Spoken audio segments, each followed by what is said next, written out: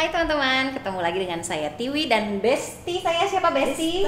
Dan kami masih bersama dengan senior kami, Kang Abu. Hai Kang Abu, kita ketemu lagi di episode selanjutnya ya. Selesai ngobrol-ngobrol. Iya, kalau kalian udah nonton episode yang 1 itu lumayan udah mau nyemplung, diangkat dulu. Ini yang sekarang kita bahasa senior nggak enak banget leh. Kita ngomong teman aja kali temen, ya.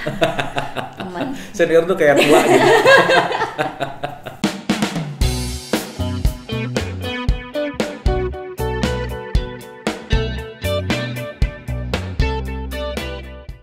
Oke, di yang kali ini, Kang, aku mau membuka dengan keresahan pribadi.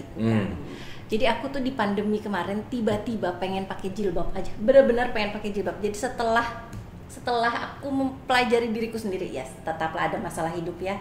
Entah kenapa tiba-tiba setelah kalau katanya Bang Dame itu self inquiry gitu, tiba-tiba kok pengen banget pakai jilbab.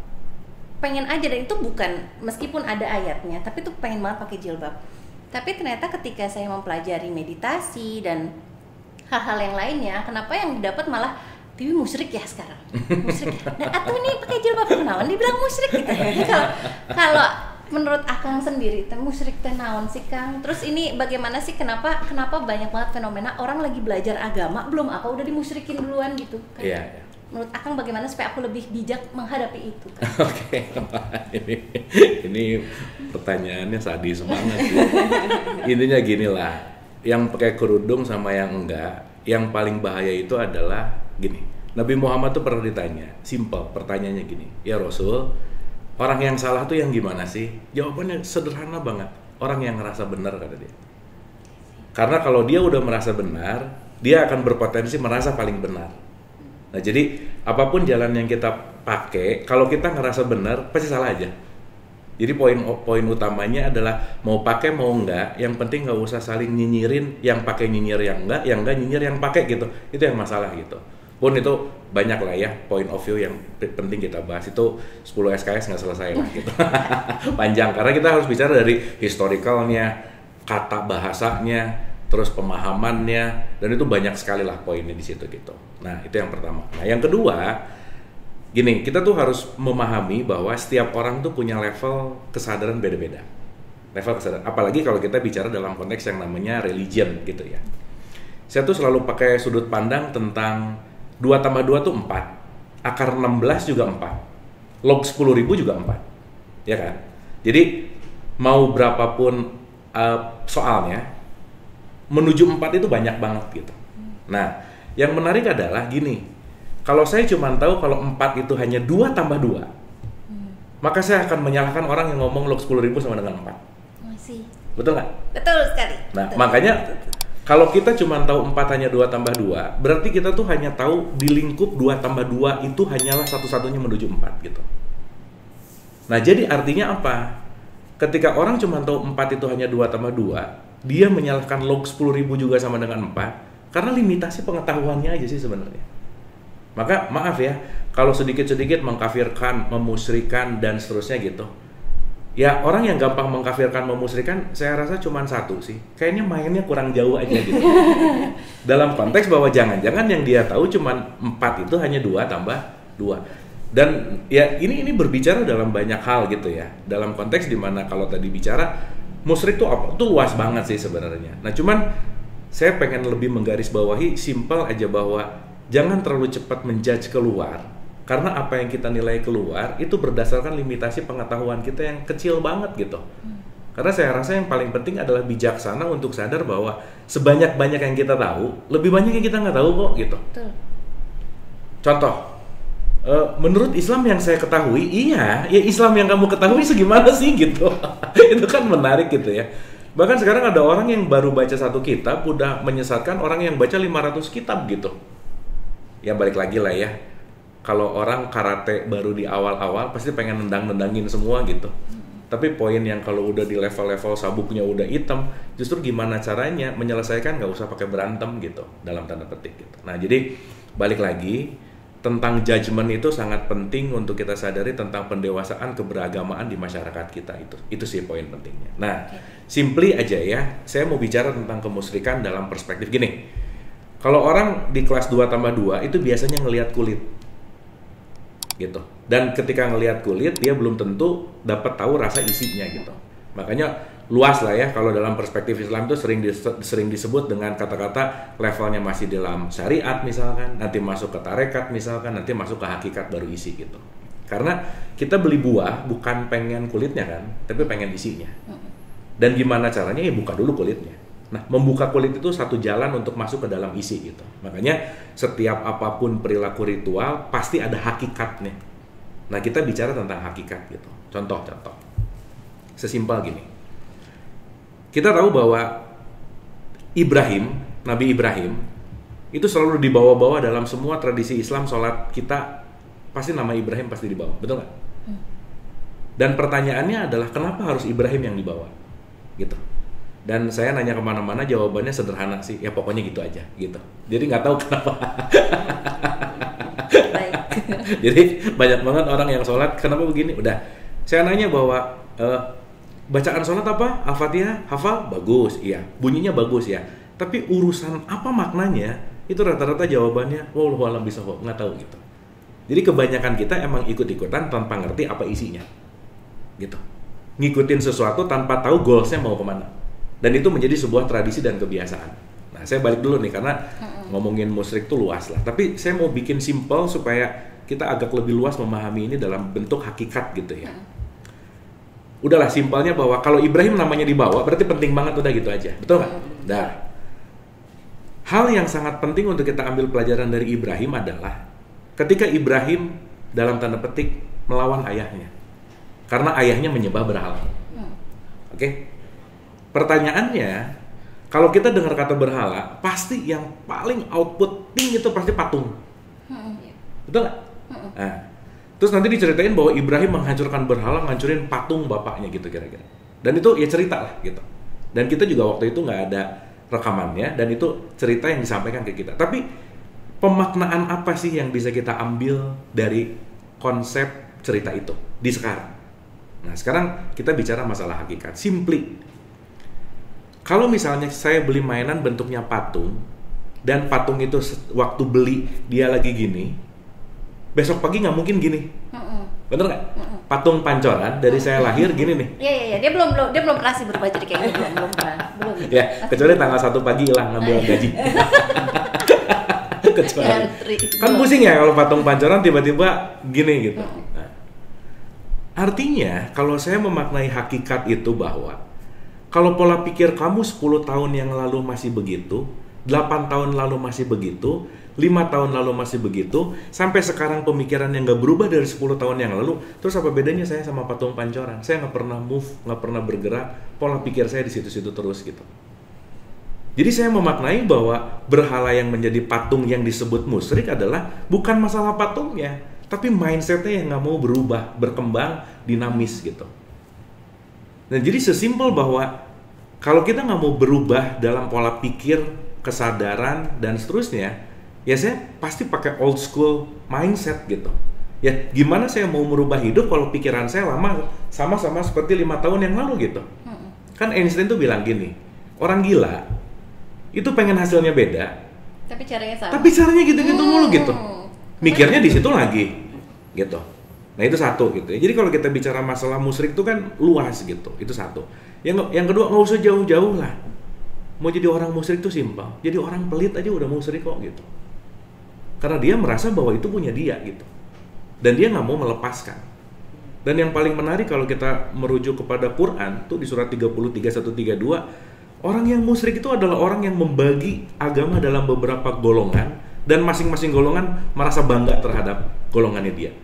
Gimana kurang musyrik?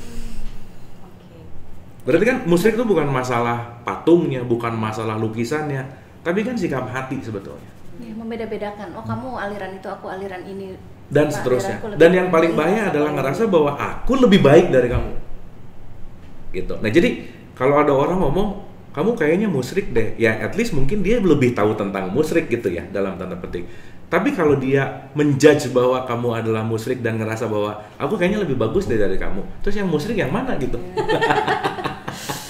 Iya, baik. Oke, baik. Betul nggak? Kalau ada orang ngejelekin atau ngerendahin atau menyesatkan atau apa, kan dia berarti punya point of view yang lebih tinggi dari itu dong. gitu kira-kira. Nah, point of view lebih tinggi ini dari maksud saya adalah ketika orang menjudge, ya jangan-jangan dengan kesombongannya dia gitu, bahwa ya kamu udah mulai nggak sama, mulai nggak cocok sama apa yang aku tahu gitu. Nah, jangan-jangan nggak taunya bukan gara-gara kamunya yang musyrik, sayanya aja yang kurang main gitu kira-kira. Itu aja sih. Jadi kalem gue gitu, kalau kayak gitu ya udahlah ya, Ya kalau musyrik kumaha Allah we gitu. Loh, emang yang paling tahu itu musyrik atau enggak kan nggak ada yang tahu ya? Allah subhanahu wa ta'ala guys. Kan nggak ada yang tahu kan, kita nggak punya hak untuk menjudge. Informasi baru sih. Tapi aku punya pertanyaan. Ya. Lanjut. Karena tadi Tiwi nanyain tentang hijab ya dan kemusyrikan. Gini, kalau aku sebenarnya aku nggak tahu ini nanyanya bener apa enggak ke Kang Abu ya, tapi gini, aku pengen tahu dari perspektif agama. Karena sebenarnya kalau misalkan balik lagi, kalau dari spiritual sendiri kan tidak ada yang benar, tidak ada yang salah. As long as you happy lah, as long as you peaceful gitu. Nah tapi gini, dulu tuh waktu saya mengklaim mungkin ya, orang-orang tahu kalau Risa nggak percaya sama Tuhan, orang tua tuh galau tuh. Sampai aku bilang, mah, pa tenang aja. Kalau misalkan apa yang mama sama papa percayai, aku bakal balik kok. Jadi biarin aku nyari, dan akhirnya ya mereka open itu untuk ya udah, yang penting kamu nggak salah jalan. Sampai akhirnya aku tertarik untuk belajar agama. Nah tapi ada satu hal Kang yang aku pengen nanya. Karena setiap aku nanyain ini jawabannya pasti sama. Gini, kita ngomongin agama Islam ya. Aku banyak dapat korelasi antara spiritual dengan Islam. Nah, cuman ada satu hal nih yang aku masih belum dapat, karena tiap aku nanya jawabannya tuh selalu sama. Karena itu wajib. Terus pas aku tanya, kenapa kok itu harus wajib? Ya karena itu ada di Quran. Gitu. Terus kalaupun explain nih yang lebih logik deh gitu. Mereka cuman bilang ya dengan menggunakan itu kamu terhindar dari niat jahat laki-laki. Aku dulu pernah berhijab kan waktu kuliah, dengan niatan ya aku pengen nggak mau digangguin cowok. Yang ada ya ini mohon maaf ya, aku mendapatkan pelecehan di situ ketika aku berhijab. Makanya aku pertanyakan lagi tuh kenapa. Tapi hingga detik ini aku belum dapat jawabannya yang memang bisa rasional, bisa aku terima. Kenapa berhijab itu harus ya menutupi kepala, itu harus jadi wajib bagi perempuan-perempuan muslim. Oke, mungkin saya pengen jawab dulu dari kata arti wajib. Wajib itu artinya perlu. Bukan harus. Jadi bukan harus. Bukan harus. Maka ketika wajib sholat, saya perlu sholat. Oke. Jadi beda antara orang ngerjain harus dan perlu. Itu dari bahasa apa Kang? Wajib itu jadinya perlu? Wajib itu secara bahasa esensi itu bukan mengharuskan tapi perlu. Contoh. Tuhan mewajibkan kita sholat. Tuhan perlu sholat kita nggak? Enggak. Iya. Kita yang perlu sholat. Berarti mau sholat, mau pakai, mau apa, mau enggak, not my business gitu kata Tuhan. Urusan kamu gitu. Karena untukmu. Betul nggak? Berarti kalau saya tidak melakukan, ruginya bukan buat siapa-siapa, buat saya juga. Itu satu. Jadi mindsetnya adalah kewajiban, meskipun kalau kita bicara dalam konteks fikih, wajib itu adalah mendapatkan pahala dan apa dan seterusnya lah gitu ya kira-kira. Kalau kita bicara dalam konteks di situ. Cuman karena kita mau bicara realitas bahwa semua kewajiban itu tidak dalam tanda petik bukan dipaksakan. Tapi ini adalah keperluan untuk kamu lakukan. Perlu garis bawah nih. Kesadaran bertanggung jawab berarti. Berarti kalau perlu datang dari mana? Sadar. Gitu. Makanya di 1736 Quran dibilang bahwa janganlah kamu melakukan sesuatu yang kamu tidak mempunyai pengetahuan tentangnya. Berarti semuanya harus ada base. Saya melakukan ini untuk apa sih? Gitu. Dan beda antara orang melakukan karena ikut-ikutan dengan ketakutan dan orang melakukan karena saya sadar dan saya perlu, itu beda. Dua-duanya bisa pakai hijab, tapi yang satu karena ikut-ikutan, yang satu karena sadar, dua-duanya beda. Yang satu nggak pakai, tapi nggak ngerti juga, ya tiga-tiganya beda gitu. Dan kita nggak bisa ngejudge satu sama lain. Itu satu, yang pertama. Jadi pahami dulu Di mana kata wajib ini bukan masalah Tuhan butuh gitu. Tapi itu buat kamu gitu. Diwajibkan berpuasa, ya buat kita. Diwajibkan sholat, buat kita gitu. Karena mau kita sholat kayak mau enggak kayak mau puasa kayak mau enggak ngaruh buat Allah gitu. Buat Tuhan nggak ngaruh gitu. Tapi itu buat kamu, buat melakukan self management gitu. Jadi poinnya adalah bagaimana kita melakukan untuk memiliki kedaulatan diri gitu. Itu nomor satu. Yang kedua, kalau hijab dijadikan sebagai simbol Islam, sebelum Islam juga yang pakai hijab banyak kok. Mau itu Kristianity, mau itu Yahudi, sama kok gitu intinya. Tapi kalau mau ngambil hakikatnya kan berarti bukan masalah itunya. Bukan masalah pakaiannya. Makanya di Quran dikatakan di surat 7 ayat 26, sebaik-baik pakaian itu adalah takwa. Sebaik-baik pakaian itu adalah sikap hati kita gitu. Karena ya mohon maaf ya, mau pakai hijab, mau pakai cadar, tapi ininya nggak bersih, quote and quote, korupsi juga sih gitu. Tetap berbuat jahat sih gitu. Berarti kan poin utamanya bukan di sini. Meskipun nanti kita ngerti ada populer belief yang menyatakan bahwa pakai ini tuh oke. Populer lah ya. Tapi sorry, sesuatu yang populer belum tentu benar. Karena kebenaran tidak ditentukan oleh populer. Cuman kita tahu bahwa popularitas ini memiliki value. Dengan mayoritas suara, kalau jadi minoritas pasti nggak akan bisa blend kepada sosial. Nah di situ kita penting yang namanya bijaksana gitu. Contoh, di satu kelas ada 10 orang, 9 gila, 1 waras. Tetap yang gila orang waras. Iya betul. Ya. Betul. Yang beda pokoknya salah. Yang beda dan minoritas pokoknya salah. Betul nggak? Betul. Cuman kalau si satu waras ini bodoh, dia akan terus mengedepankan perbedaannya. Jadi dia nggak bisa blend sama yang 9. Keuntungan jadi orang waras adalah bisa pura-pura gila. Tapi orang gila nggak bisa pura-pura waras. Nah, dalam bicara populer, sekarang yang populer adalah yang begitu. Itu yang benar. Oh, ya populer namanya juga. Tapi ingat, populer belum tentu kebenaran. Karena kenapa? Kebohongan yang diulang-ulang bisa seperti kebenaran yang kita anggap itu benar. Gitu. Nah, sekarang urusannya, pertanyaannya, bijaksananya kita aja sih. Kita mau gimana gitu. Yang penting kita ngerti bahwa apa yang dilakukan berdasarkan benar-benar kesadaran.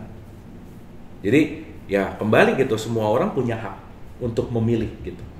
Tapi karena kita sadar bahwa pilihannya menuju kepada yang namanya quote and quote kebijaksanaan. Jadi kalau level paling bawah tuh disebut benar salah. Makanya nggak pernah ada statement di kitab suci berlomba-lombalah dalam kebenaran tuh nggak ada. Nggak ada. Adanya apa? Berlomba-lombalah dalam kebaikan, naik satu level. Dalam kebaikan. Jadi urusan benar salah tuh nggak penting gitu. Tapi outputnya baik nggak? Baiknya. Tapi puncaknya bukan di baik juga sih, bijaksana. Nah makanya kita mau main di level mana nih? Cuman ngejudge benar atau salah. Tapi begitu naik ke kebaikan, begitu naik ke bijaksana, maka kebijaksanaan ini yang akan menjadi bungkus untuk semua gitu. Terima kasih banyak Kak Abu. Gitu ini. Makanya Nabi Muhammad tuh bilang, istafti qalbak ya. Ikuti hati nuranimu gitu. Karena pada akhirnya ya balik lagi sih. Kalau kita bicara tentang manusia itu value-nya tidak terletak pada kemasan gitu. Bahwa kita beli gula bukan pengen gulanya, tapi nyari manisnya gitu. Nah manisnya ini bukan gara-gara putihnya. Maka yang pakai putih-putih belum tentu manis gitu. Dalam artian value-nya bukan pada gulanya tetapi pada manis di dalam gula gitu. Nah manisnya ini apa? Perilaku, balik lagi. Intinya ada di situ gitu. Gitu, simpelnya. Nah, selama ini aku nyarinya di kata hijabnya Kang. Hijab apa sih hijab tuh? Ini tuh apa? Gini. Ini kayaknya penjelasannya agak panjang ya. Kita tuh harus bisa bedain mana hijab, mana khimar, mana jalaba atau jilbab, mana kerudung. Ini empat-empatnya beda. Hijab tuh batas sebenarnya. Oh, ya batas. Cuman karena sekarang udah populer hijab jadinya kerudung, padahal ya udah membatasi sih. Justru dalam perspektif tasawuf, kalau kamu ingin berjumpa dengan Tuhan, ya harus dihilangkan hijabnya. Karena masih ada batas gitu. Nah, cuman karena sekarang udah jadi populer hijab sama dengan kerudung misalkan. Ya udah sih, itu udah menjadi populer belief. Yang 9 tadi taunya begitu gitu. Ya udah aja. Gitu intinya. Tapi kalau kita ini kan ayat yang hijab, Kang. Kenapa? Ayat yang hijab teh naonnya, Kang? Ada 2 sih, di 3359 sama 24 ayat 31. Ya itu kan kita harus melihat dari segi historicalnya. Kita harus melihat dari segi untuk apanya gitu. Dan itu perlu bahasan yang komprehensif banget sih saya rasa untuk bisa ngerti itu lebih detail gitu. Tapi point of view-nya ya balik lagi sih. Kembali kepada yang paling terpenting adalah saya melakukan ini atas kesadaran gitu. Siap. Gitu intinya. Ya. Karena gini, kalau kita udah mulai ngerti wajib itu adalah perlu. Keperluan itu datang dari kesadaran gitu. Dan outputnya adalah perilaku sih balik lagi. Dan yang paling penting lagi adalah balik lagi sih, kita penting untuk belajar tidak judgment gitu. Tidak menjudge bahwa A, B, C pasti begitu, D, E, F pasti begitu gitu. Apakah yang pakai pasti lebih takwa, yang enggak pasti kafir juga nggak bisa gitu. Poinnya ada di situ gitu. Nah jadi saya rasa simply karena ini kalau mau dibahas ke dalam ini bisa 4-5 jam gitu. 20 menit saya sudah mau habis nih teman-teman. Tapi kan inti puncaknya adalah kita ngerti bahwa tujuannya adalah kebijaksanaan. Dan bukan berarti yang pakai udah aman gitu. Iya. Karena keamanannya bukan dalam ini gitu. Karena kan balik lagi kalau kita ngomong ilahi rojiun, yang pulang kan bukan tubuh fisik. Tubuh fisik kan expired di tempat pemakaman umum, balik lagi gitu. Tapi purifying the soul kan. Apakah dengan menggunakan soul-nya lebih oke? Ya sama lah. Jangan terlalu sibuk skincare tapi soul care-nya nggak ada. Iya, betul. Soul care-nya teman-teman. Ini kita coba nih memberikan soul care-nya ya teman-teman.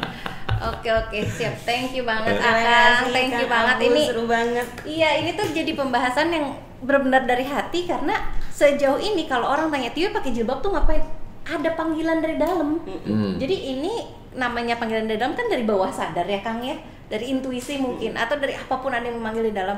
Yang mana pikiran sadarnya sepertinya belum catch up sama itu. Makanya ini pikiran sadarnya lagi di-align dengan bawah sadar supaya akhirnya apapun yang saya lakukan ini dengan kesadaran dan memang karena dari diri sendiri. Begitu ya teman-teman, mungkin ada yang lagi galau soal hijab. Kali ini kita membahas musyrik dan hijab. Selanjutnya kita mau bahas apa kan? Kita lihat ya di yang selanjutnya ya. Sampai ketemu, dadah. Makasih.